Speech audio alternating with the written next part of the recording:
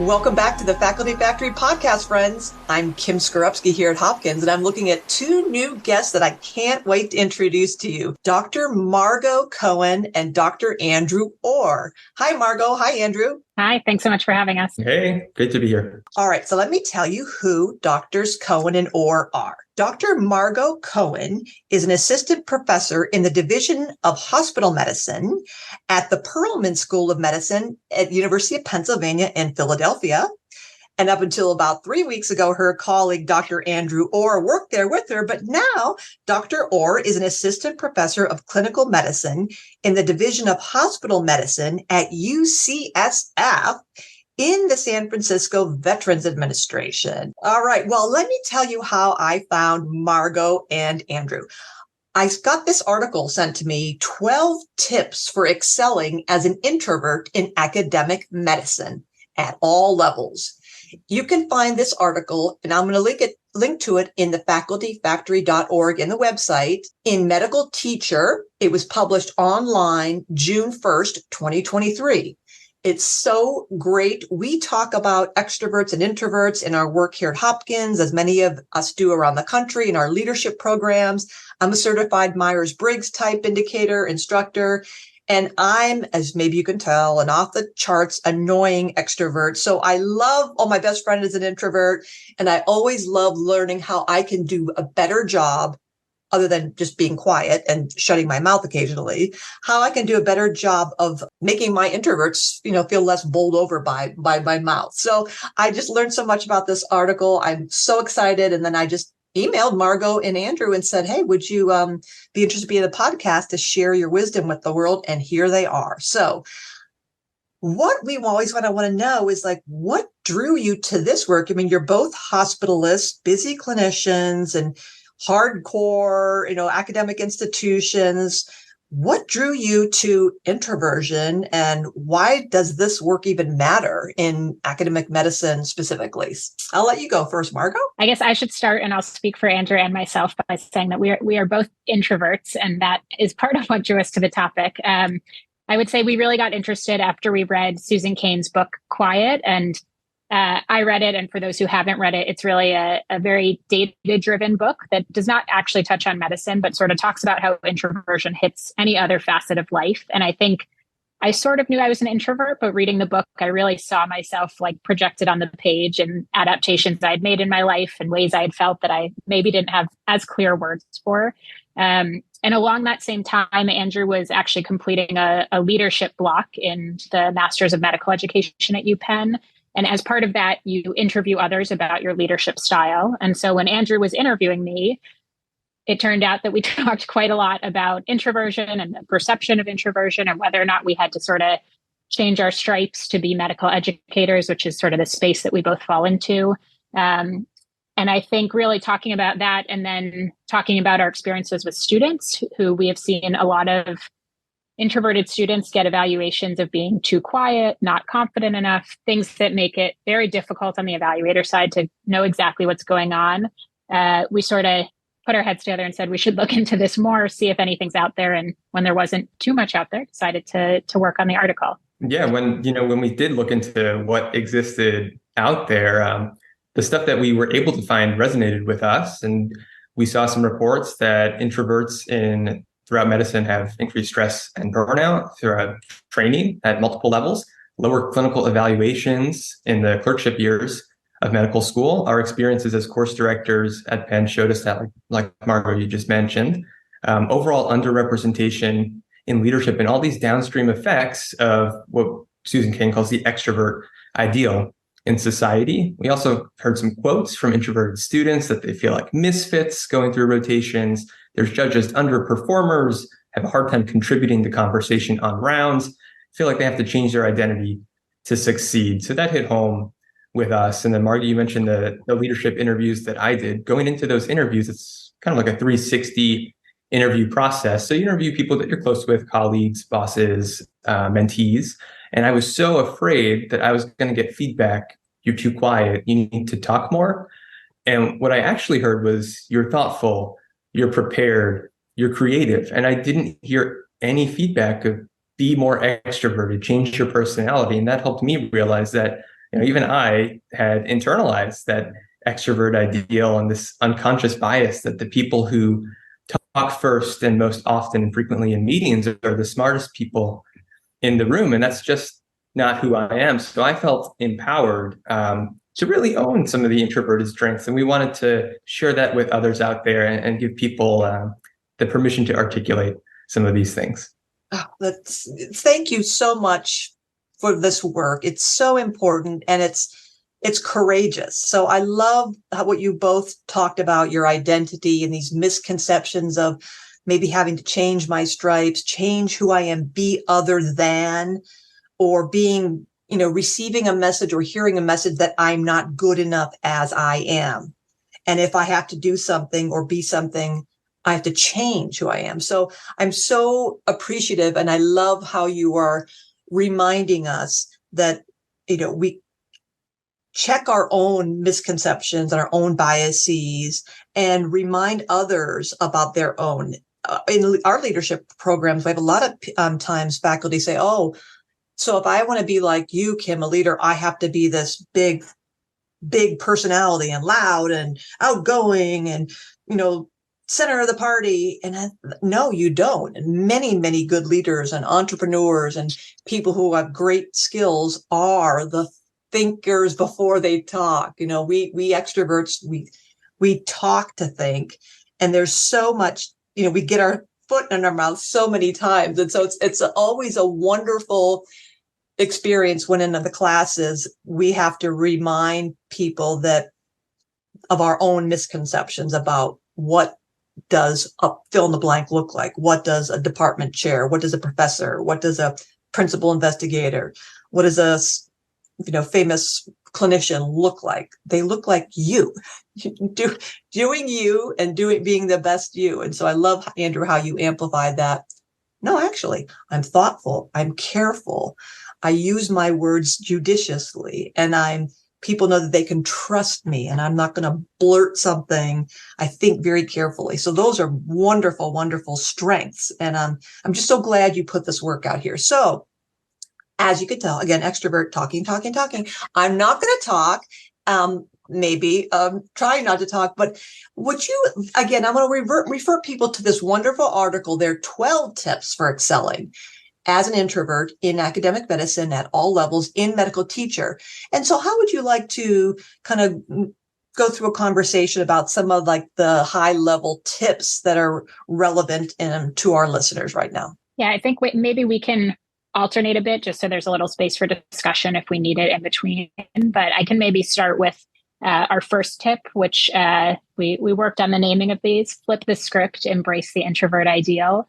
And I think it actually really gets back to exactly what you were pointing out, Kim, that there's this perception gap for introverts where not only their mentors, but also they themselves often don't see themselves as having leadership potential, as being worthy of kind of taking on those roles, because we view those as being extrovert archetypes, and it's just hard to break that. And I think we also run into the problem that introverts are not the first to volunteer. And a lot of things, especially in the kind of competitive academic medicine sphere, if you're the first up, you're getting more opportunities a lot of the time, and people aren't going to wait for the quieter folks to speak. And so I think the first thing we really wanted to do was just to highlight that there are benefits to introversion, exactly as Andrew was discussing, that it's common. Up to half of the population are introverts. So no one is alone, even though, again, you're the quiet ones. You may not talk about it as often. And I think there's a lot of strengths that we see in introverts that, in particular in medicine and academic medicine, are really helpful. That sort of deep thought, the creativity that you often get from kind of having some solo introspection. There's some data that they're good at long-term goal persistence, which, as we can imagine, is very helpful in sort of a lengthy medicine career. People are usually very responsive to feedback. So a lot of the things we actually look for in our learners and in our junior faculty are things that introverts have. They just may not be shouting about it, from the rooftops. And I think that was sort of the first thing that we needed to learn ourselves, to be honest, but also wanted to get across to others looking at the article. Yeah, and internalizing that. And then, even just as we start off our discussion, thinking about definitions of things too, that might be helpful. You mentioned the think to talk versus talk to think. That's a useful general mental model to have. Introversion in general is turning inward, drawing energy from solitude, quiet time, less stimulating environments. Extroversion, the opposite. But I think it's important to also say that it's a spectrum, and people will behave different ways in different contexts and different situations. And we'll talk more about that piece later on as well. Wonderful. I love it. Flip the script. Absolutely. Embrace the introvert ideal. Got it. I can take the next one, which we'll go down to tip number 4, which was structuring self-promotion to your strengths. This builds on what Margot was just talking about, but that perception gap for introverts is big. And part of that is we think the work that we do speaks for itself. And many times the work may speak, but others still have to hear it. So that's all part of the process, is building your brand and communicating that to your mentors, letting them know what you're up to, asking them to sponsor you for things, and not being shy or feeling modest about it. When appropriate, not being afraid to nominate yourself for relevant academic awards. Introverts classically are less motivated by extrinsic rewards, but if you link projects to core values that you have, that can help you overcome that activation energy, that threshold. Just realizing that this may not be something you're used to doing, but if you get recognized in this way, it can actually help you further your projects and advance your passions and help the people that you're trying to help. Similarly, not being afraid to request one-on-one meetings with relevant stakeholders. That can be maybe a more intimate and personal connection than having a big committee meeting or something like that. That plays to introverted strengths. And then working with an extroverted ally can be really helpful as well. Someone you can do projects together with, and you do the creative work, some of the deep work, and they help amplify the message for you. Am I missing anything with that one, Margot? I would just highlight that I think it's often uncomfortable for particularly introverts, though maybe for a lot of people, to sort of give yourself a brand. But I think when you're in academic medicine, it's actually incredibly important. And there was an academic medicine article that came out in 2019 that really has stuck with me since that time. It's always in the back of my head. And so I think all your tips about how to communicate that brand, that it doesn't need to be loud, like you can do it through writing. Our division has a kind of email that goes out at the end of each week with accomplishments. So I use that a lot, because emailing someone about accomplishments is much more comfortable to me than bringing it up as a shout out in a meeting. So just taking stock of what works for you, I think, can be really helpful, and making sure that even if you're going to be quiet or less comfortable with it, that you still find a way between yourself, your mentors, your extroverted partners to get your work out there, because it's necessary, I think, within, again, the academic world at least. I love both of those. I'm sitting here looking for, of course, I can't find it, but we offer courses, set seminars on the art of graceful self-promotion. And I remember taking it first from one of the goddesses in the academic medicine faculty affairs space, Dr. Luann Thorndike. And when I first heard the thing, the art of graceful self-promotion, I thought, that sounds kind of hokey. Who needs that? But it's all about that whole, the leaders, the elevator pitch, and learning how to, again, market yourself. But I'm trying to think of what to say here. But again, so I'm an extrovert, so I'm going to talk until it makes sense. But even though I'm an extrovert, my tendency then would be to, as I'm seeing the leader in the elevator at the conference, the big famous person, and she's walking down the hallway, and I want to make a good impression with her. And so the importance of being able to be thoughtful and judicious and strategic in the message, using, short sentences, punchy headliners, that's a valuable practice for introverts and extroverts in terms of knowing your brand and promoting yourself, that we could all learn from. So we teach that a lot at here at Hopkins. And I also wanted to say, what was it? Oh, I know, it's just kind of flipped out of my mind, because I'm trying to look for this article that you talked about in academic, about knowing your brand and branding yourself. It doesn't sound organic to us in academic medicine, because it sounds so businessy and markety, but there's tremendous value that we oftentimes don't give enough attention to, is that we go to our talks, we give our podium presentations, we put our poster presentations together, we write our papers, we write our grants, but all that kind of communication is different from communicating personally to an audience that maybe even is particularly like a lay audience. So you mentioned social media in your article. And so the idea of you can't use like a one-stop shop approach in communication. We have to be really thoughtful of how to communicate a message in different platforms and different formats. And I think we can all, regardless of our personality preferences, gain wisdom from practicing and being really kind of purposeful about that. Yeah, and I think some of it is just leveraging what your strengths are. And so we talk a little bit in the article about how to network and how to contribute to meetings. And a lot of it comes down to setting goals, even though it seems sort of silly to do so for yourself, but just set a goal to make one good connection from that networking opportunity. Don't feel like you have to talk to 10 people. If you have one great conversation and that sort of suits what you needed, that's okay. Give yourself a break. You don't need to be the same as, again, the person from your institution who loves having these conversations. And so I think keeping that in mind is helpful. And similarly for meetings, what's your most important meeting? Set a goal to try to speak verbally in that meeting, but give yourself a break on some of the lower stakes meetings where maybe it's okay if you just type in the chat or contribute in some quieter, easier ways for yourself that are less stressful, perhaps.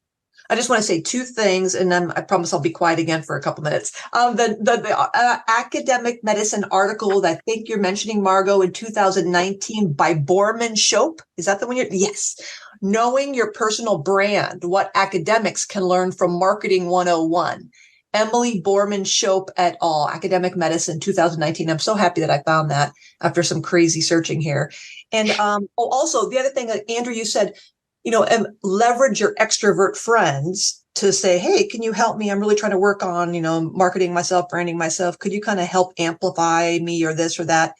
Also with your introvert friends, listen, there's this award. I feel a little bit uncomfortable nominating myself for it. It's a little bit ick, but would you be okay nominating me? I would write the letter and give you the supporting documentation, of course, but could we do a quid pro quo? Would you feel comfortable? And obviously most of us are more comfortable elevating, amplifying, nominating others. So then it's just kind of you're not doing it for yourself necessarily if that's too much of a ick for you. But that's another, not only the extrovert, but your introvert friends can all do, Wonder Twin powers activate. We're going to help each other. Totally. Yeah. It's just building the community and then sharing a bit of yourself with others and not being afraid to make some requests. We've talked a lot about being yourself, but I think the question that often comes up for introverts is, are there times you should be an extrovert or you should sort of flex that muscle too? And so we talk about this in across a few tips, but tip 10 is probably the most focused one on fake it till you make it, act out of character when your values call for it. And I think we were very interested in this because it's something that, again, comes up a lot for us, definitely comes up a lot as a course director watching, clinical students starting to develop. And so there's actually some data on this, again, less in the medical realm, but mostly out of the psychiatry literature, that it's actually okay for introverts to fake it till they make it and kind of act as an extrovert at times. And it's important that when you do that, that you're sort of doing that for things that are deeply held personal beliefs, your core values, your core projects that you really want to advance. But I think knowing that that's okay, that it doesn't need to be changing yourself. I think everyone's going to have a different boundary for this. And some people are even ambiverts. They really have that ability to flex more naturally. But the data really shows us that there's no harm to doing so in the short term. Often you do need to recover, which we can talk a little more about after. But it's okay to kind of practice your extroversion when you need it. And I think there are times for all of us that it is helpful to be a little more of an extrovert in certain ways. And so keeping that in mind, I think is helpful, and keeping in mind that that will be easier if you're doing it for a passion or for really what is most important to you, which again, I think in medicine and in academics, we all have that area. So good to know that the data supports you and actually shows that it's often fares better for introverts to pretend to be extroverts than the inverse. The extroverts pretending to be introverts tend to feel it more, which, maybe you can agree with. Totally relate. Oh, I have a sticky note on my computer that says, wait, why am I talking? Because I'm always talking. I love being around people. And I feel like when it's quiet, oh, they don't like me. They're going to go away. We have to keep. And I had to learn to be comfortable with silence. But I know Andrew wants to tap in here, but I love this fake it till you make it. And I love, especially Margot, how you underscored in the paper, first of all, how you point out that Oprah Winfrey is a self-described introvert. I did not know that. And I would never know it. But I love how you underscore the importance that it's not being phony or like, oh, you're being such a chameleon. It's so disingenuous. When we align it with values and our principles, that's to me, and what Andrew said earlier, it's a spectrum. So it's not as if you're being phony or you're being inauthentic. You're just flexing that spectrum muscle of saying, no, in this venue, in this climate, this culture, one should talk less. Kim, when you're going into church or temple, kind of shut up for a minute, like be quiet, or you're not the leader in the room, you're the follower. So you're going to be quiet. So I always tell myself, like, who's my audience? What should I be doing? What should I be mindful of? So I think it's so important for us to realize, well, rather than reverting to my own prejudice or bias, well, that's just who I am. What you see is what you get. That's who I am. That's my personality. Me, power.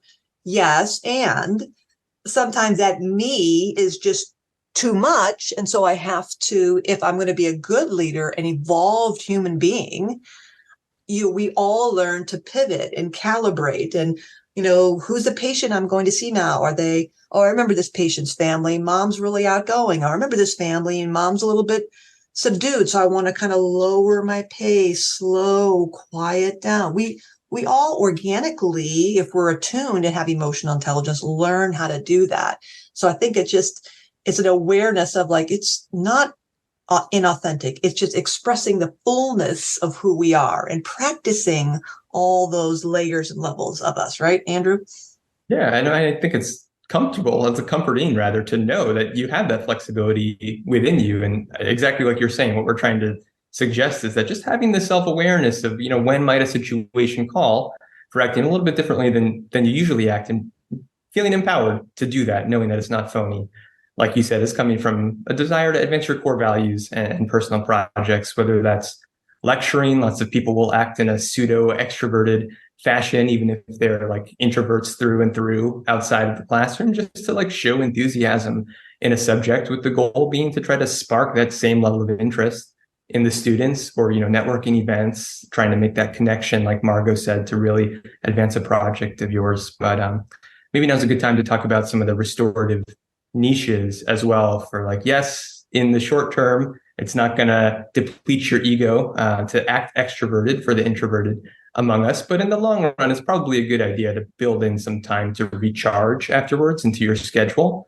And there's a couple ways of doing this. In the article, we talk about scheduling time for yourself. So often if you have a big meeting or, a mixer coming up, or, a networking event, otherwise, you'll know that is coming up in your schedule and you can kind of plan around it. So we suggest scheduling days for, meeting days with mentorship stuff, meetings, other things that maybe drain your energy, and alternating those with what Adam Grant calls maker days, that are like time for quiet reflection and content creation where you can really recharge.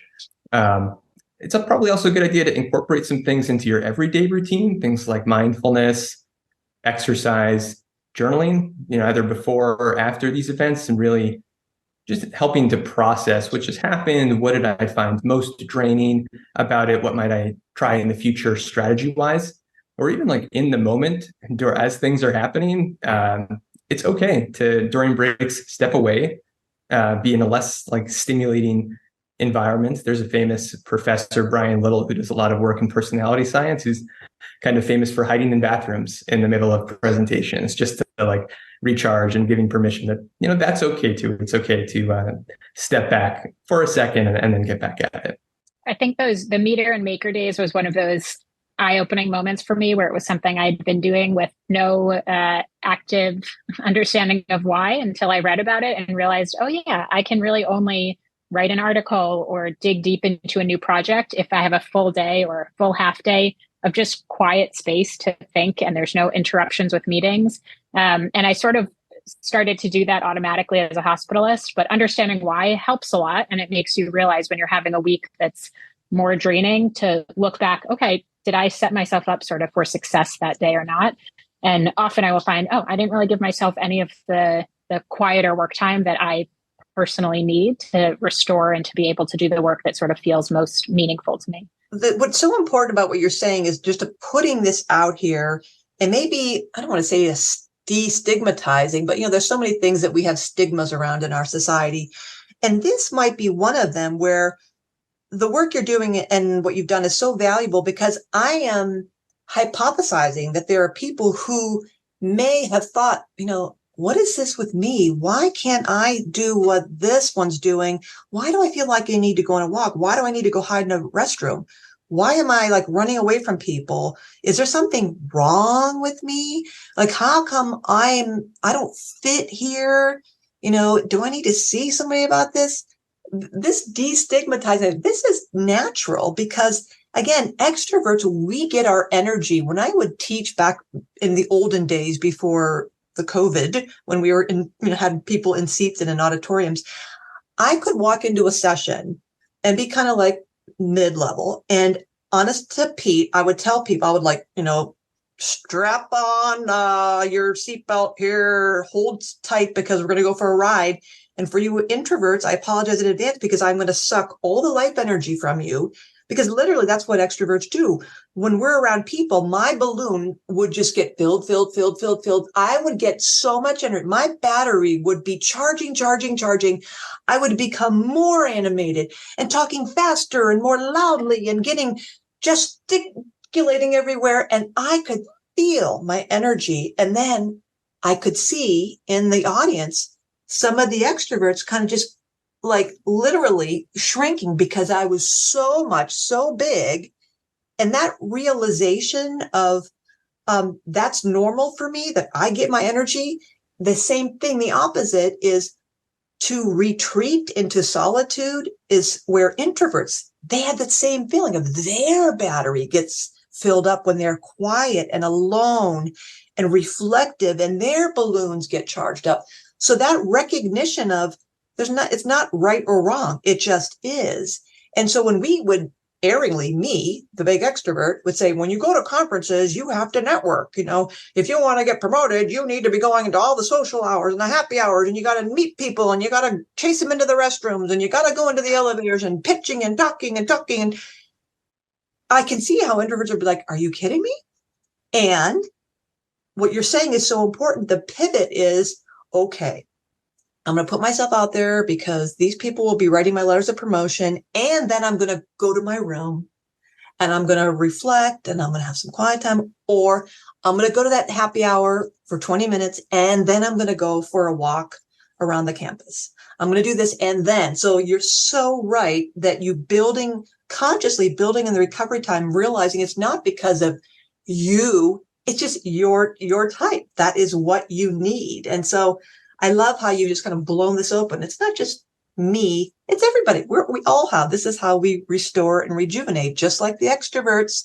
When they're alone, when I have day after day of zooming, and I'm feeling alone and quiet, I get sad and I have no energy. So I have to build in time to say, Kim, it's been 3 hours. You need to go to Ace Hardware and walk around and be around people to fill your balloon. Then you can go back to sitting in your basement by yourself. So it's that knowledge of self is the beginning of all wisdom, right? Socrates, or I always forget if Socrates or Aristotle, I always forget which one is which, but know thyself is the beginning of wisdom. So this is just, you're really bringing it out there of knowing ourselves. So yeah, the normalizing is huge. And I've taken to calling it, oh, this is my style. Like, this is just my style, the way that I am. I can flex outside of it if I need to, but this is kind of my natural inclination. It's been really nice talking to Margot about it and reading the things that we've been reading to understand that it's not just us. This is how a lot of people out there feel. And something else to take solace in is when I realized that, up to 1/3 to 1/2 of the population is introverted, like we mentioned before. Therefore, when we're going to conferences and dreading the networking events, guess what? It's not just you. There are 1/3 to 1/2 of the people there are also introverted and probably feeling similarly. I think one of the things that it made me think of, and probably a good direction for us to move towards, is sort of how do you support the introverts in your life if you are not an introvert? Because I think that is really important, because despite the fact that we hope introverted leaders increase in the population, they are still certainly the minority right now. And so I think there's a few different components to this. One of them, though, is really the awareness that we're talking about, that, you know, making sure, particularly if you are on the extroverted side and in leadership, that you recognize introverts exist, that you also pay attention to the distinction between introversion and shyness and anxiety, which I think often get very wrapped up and can lead to misassumptions, but also lead to feedback to individuals that isn't really reflective of what's going on internally for them. And I think, again, as educators who read quite a lot of student evaluations, both of us, the best way to take this is really to think about what are the behaviors you're seeing in that mentee or in that colleague that are coming across to you as shy or anxious or introverted, and then talk about those behaviors. I think that's a much more fruitful way, rather than making an assumption about what's going on the inside. And again, that's where we get to that kind of classic be more confident feedback to many people across their careers. So being mindful of that, I think, as an extrovert can be really helpful. And again, it's okay to give people feedback. I'd like to hear you speak up more, or you look very uncomfortable when these conversations come up, even though I know you're an expert. That could be important feedback for someone to hear, but it should be behavioral based so that they can actually think about, what can I change, again, that is not changing me, but is maybe changing the perception others get from me. The dreaded confidence piece of feedback. There are some meeting hygiene things that mentors can do as well. If they're leading meetings, they can share agendas in advance and give the introverted people in the group some more time to think and realize how they want to articulate the thoughts that they have about whatever the meeting topic is. Doing small group breakouts before large group breakouts and meetings can be helpful as well.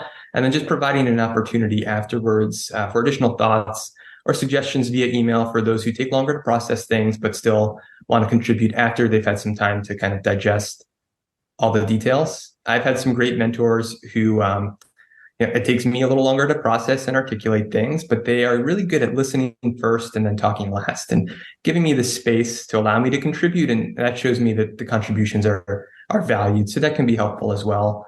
And then one other tip would be just encouraging, again, those leadership roles that introverted people may feel hesitant to apply for because of the, one archetype of the extroverted leader that you were mentioning before. But I think an equally valid archetype is the leader who's known for drive and humility, and rather than like charisma or gregariousness. And we also wanted to highlight a study that showed that introverted leaders can be as effective or more effective than extroverted leaders, especially when it's managing a team of proactive employees. They're really good at like highlighting the talents of others, generating creative thought, eliciting the opinions of others, and rethinking positions when the time calls for it. So just encouraging those leadership roles is great. And then knowing all these things about introversion, it's also okay, like Margot said, to give some feedback and challenge the introverted people to step out of their comfort zone just a little bit and move them along to the next step too. Thank you so much. And I dashed off 3 notes so that I would be clear and not ramble. But Andrew, the leadership roles, so important that we all recognize we're all leaders, first of all, maybe not by a certain title, but by our role, the jobs we're doing right now. So we're all leaders, hard stop right now. And yes, we have to help promote each other and lift each other up for higher leadership roles if desired. And I think what's good here is recognizing that we've had like sessions and invite people, and one famous person came to talk to Hopkins, and she's like, how many people in here want to be a department head? And like, nobody raised their hand. We're all like, our faculty don't want to be leaders. Well, it's because I think part of that was that they see that leader in their head and go, I don't want to have that job. That looks awful.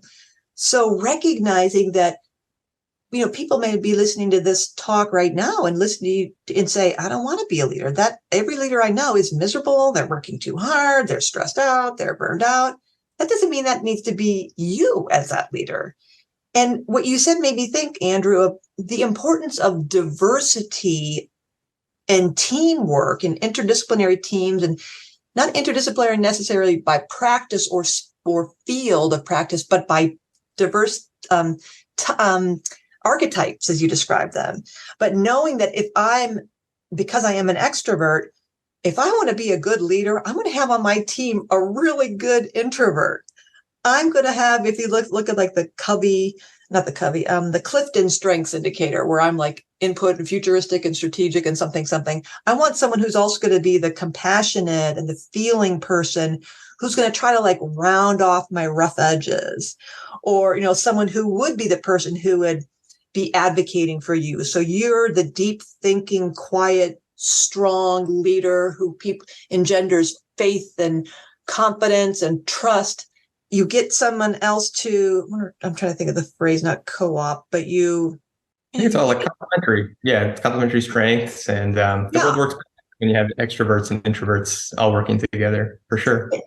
Thank you. So you have that, you get a complementary team, so you can leverage your friends who have these other strengths to bring that together. So that's how leadership roles can happen if we all think of diversifying our teams and our supportive mentoring teams and our tribe and our people with us. The other thing you said about meeting hygiene, Andrew, that really stuck to me, you said, like preempt, maybe send the agenda ahead of time so that our introverts can be processing and thinking and preparing, versus the extroverts who are just kind of like blah, blah, blah, blah, extemporaneously and just start thinking without thinking necessarily. We can also, what I do with people like me is say, hey, Kim, tomorrow's meeting, Dr. Orr and Cohen are going to be there. And, you always tend to, I love you, Kim, but you really talk a lot and you tend to like take over these meetings. Could you maybe, and I know you have strong opinions about this, but could you please, kind of step back a bit and kind of give some space? I've invited, Doctors Cohen and Orr to kind of share their thoughts first. Would you mind kind of waiting to the end? And I'd be like, oh, absolutely. So the other way as well. So not only, lifting up space for introverts, but kind of also saying, hey, extroverts, can you like zip it for a minute? Not that crass or not that obnoxious, but that's the way I'd be.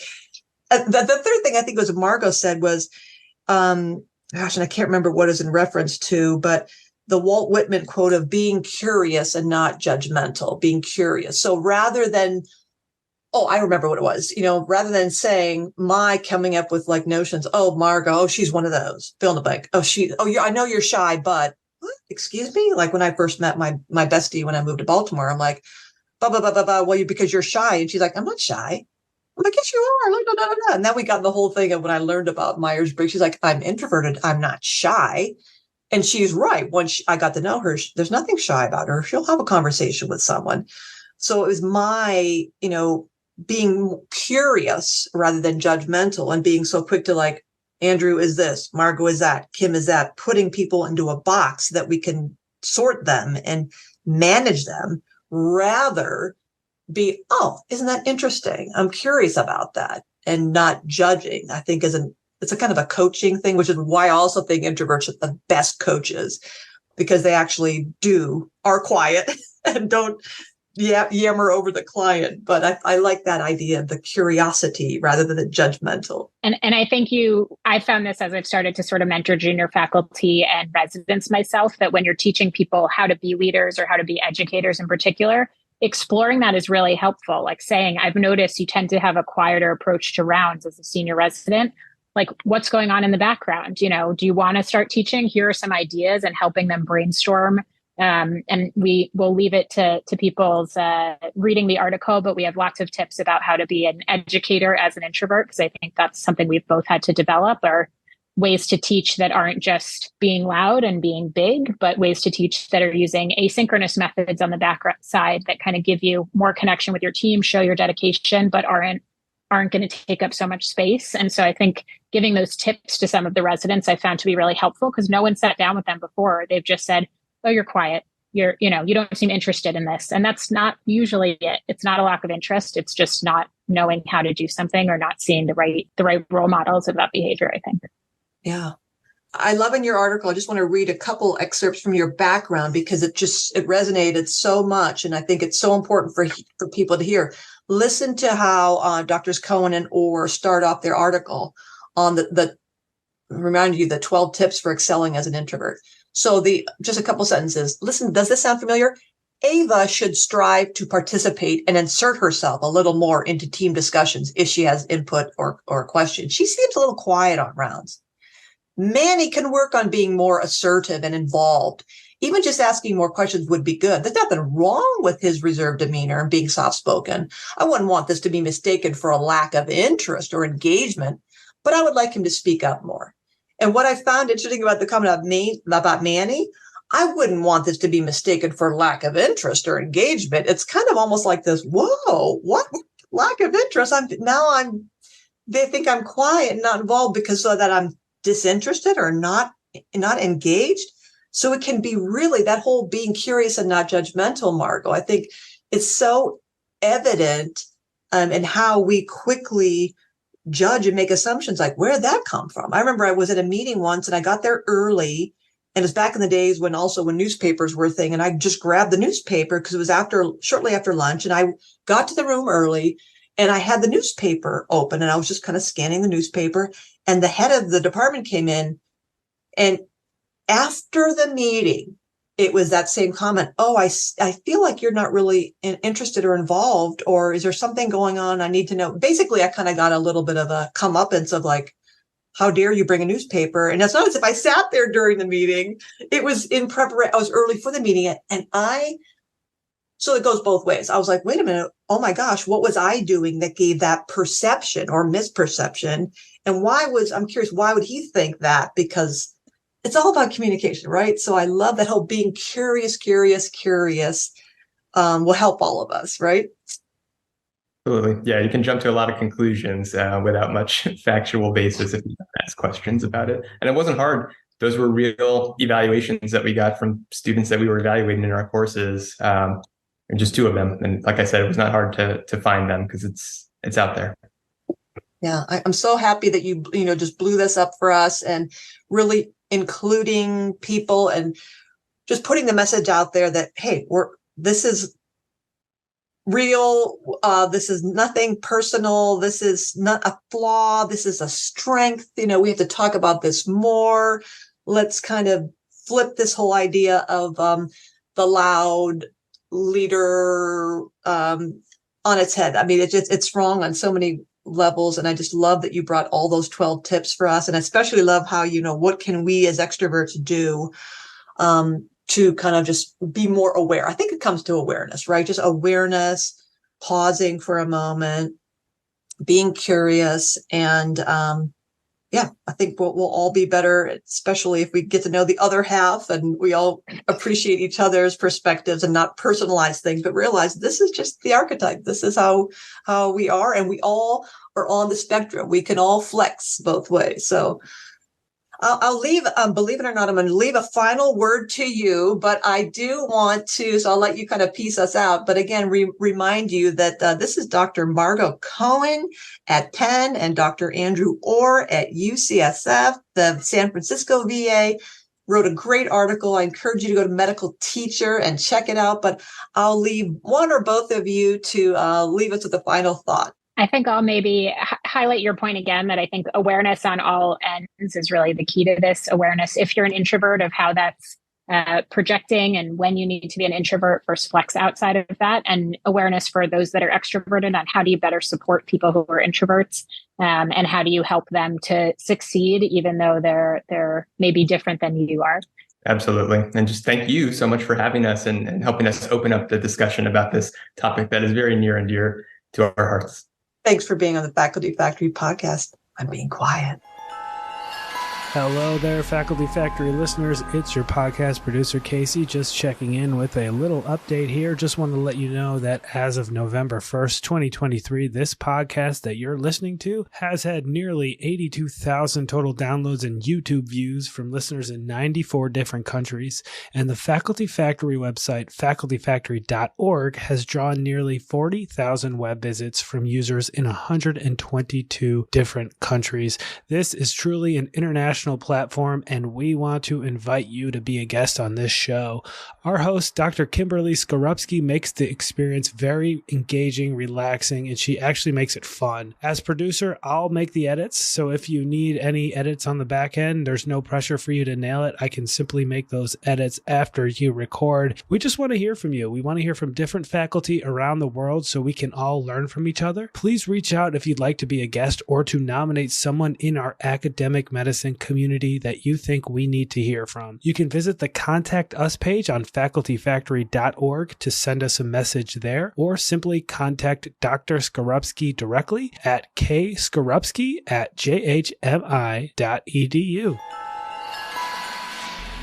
Thanks for tuning in to Faculty Factory Podcast. The mission of the Faculty Factory is to build and support a community of leaders in faculty development who share tools, resources, wisdom, and encouragement in service to our faculty members, schools, and institutions. We encourage you to go to facultyfactory.org to find out more. Get in touch with me, ask me any questions. Maybe you want to be interviewed on the podcast. Thanks for tuning in to Faculty Factory Podcast. We'll see you next time. The Faculty Factory podcast and website is sponsored by the Johns Hopkins University School of Medicine Office of Faculty. For more information, visit facultyfactory.org.